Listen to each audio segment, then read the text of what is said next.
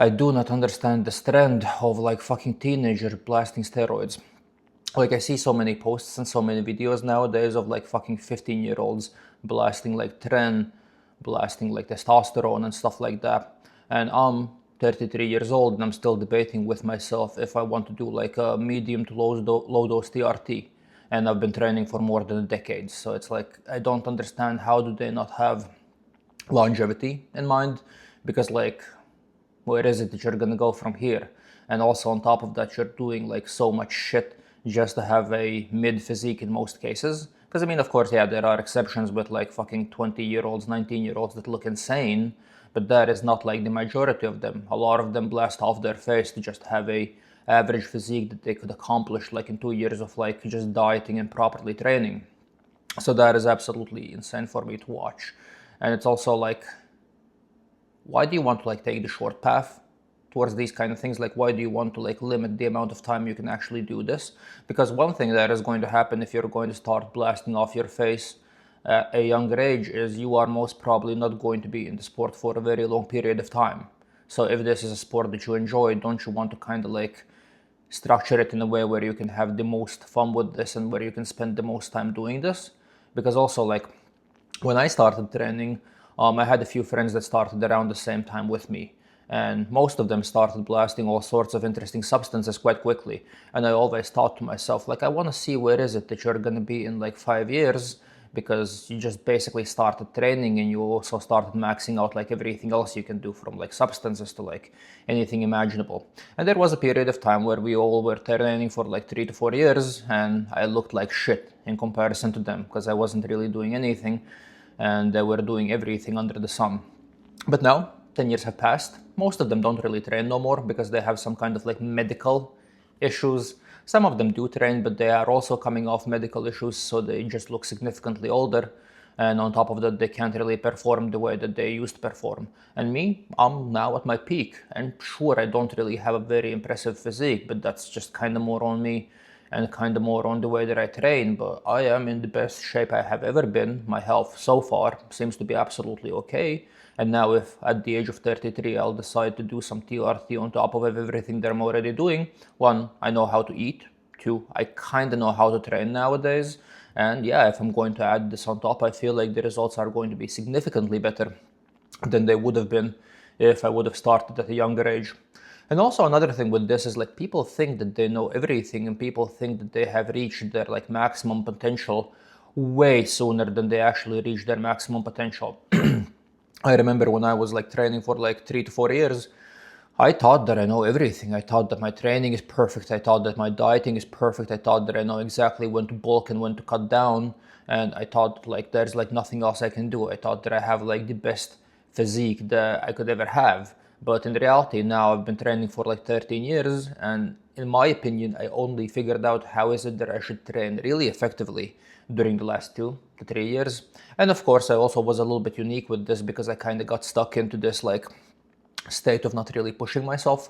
So I was always very consistent with the way that I was training, and I was always very consistent with the way that I was eating. So my diet and my training was always there. But the thing that I used to do is I used to kind of just like passively train, and I wouldn't really push the weight, and I wouldn't really try to like improve my like stance and stuff like that. I wouldn't really try to improve my technique. So I was just basically kind of like attending gym, and I was attending it religiously, which kind of gave me a decent physique. But the way that I would have improved quicker is if I would actually pay attention to what is it that I train and if I would actively try to improve.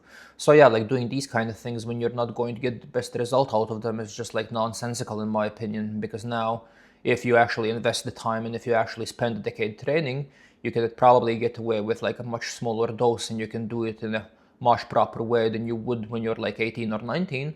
And now it's probably going to have actual real benefits. So if at the end I'll decide that I actually want to get on TRT, I'm quite sure that I'm going to see decent results. How decent depends on my genetics, but for sure it is going to be better than if I would have started like a younger age. So yeah, very odd and a very concerning trend that nowadays all these like teenagers are just like blasting everything under the sun and using more roids than like fucking professional bodybuilders would just to like fucking look average. So that's kind of insane to me. Okay, other than that, the day is already kind of in its middle. I've already been to the office. I still have to go back there because I just came home to eat. So I basically had my sad little breakfast and now I'll be heading back to the office. So I'll talk to you guys once I'll be back from the office. So see you then. I feel like teenagers have the survival instinct of a small domestic animal. Because, for an example, today I was walking back home from work and I saw a teenager almost get ran over by a car. And it's not like the driver in the car did anything bad, like he wasn't speeding, he wasn't doing anything weird. It's just that the teenager was literally paying exactly zero amount of attention to the road. He was basically on his phone crossing the road with like paying absolutely no attention to like the road or like the cars on the road. So like, yeah, like how the fuck do you like live like this? How the fuck do you survive like this? Like this is not a good way to like move around. And it's almost like this kind of reminds me of like my ex-girlfriend's dog. Like it was a puppy, and basically you could like take this puppy and you could put like that little asshole on the edge of a cliff, where for every single existing creature it would be very very obvious that you don't want to jump from that cliff because that's going to be like instant death, and the little asshole still would be like maybe I should try, maybe it's going to be fine. So the teenager kind of reminded me of the dog a little bit because like, yeah, no survival instinct whatsoever. That's crazy. Also, another interesting thing is the weigh-in that I had today in the morning. Because, like, did you see that? Like, what the fuck is up with that? And it's also like interesting because normally I can kind of like map out where is it that the additional weight comes from. But this time I didn't eat too late, so it's not like the dinner from last night could be still adding the weight. I didn't drink all that much liquid. I maybe drank like an additional Gatorade on top of everything that I normally do, but that is not going to amount to this kind of like weight increase. And also on top of that, I did a fuck ton of cardio yesterday, so very interesting. Normally I can kind of understand what is it that's happening and where is the weight coming from. And even now I can 100% guarantee that this weight isn't really something that accumulated in actual weight. This is just like water retention from somewhere. It's just it's kind of hard for me to figure out how did that even happen, because like I literally changed nothing about the way that I eat.